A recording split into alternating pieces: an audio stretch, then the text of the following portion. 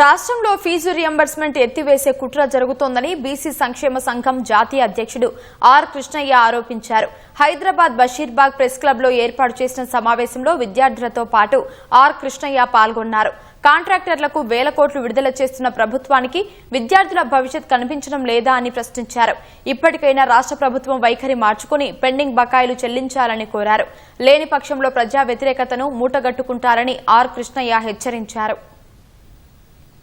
3 రోజుల నుంచి రాష్ట్రంలోని 8,000 కాలేజీలు engineering, pharmacy, MBA, MCA, degree అన్ని కాలేజీలు మూసేసి మాకు బాకున్న ఫీజుల రియంబర్స్మెంట్ 8,000 కోట్లు దశల వారీగా చెల్లించమని ప్రభుత్వానికి మంచితనాన్ని విజ్ఞప్తి చేశారు.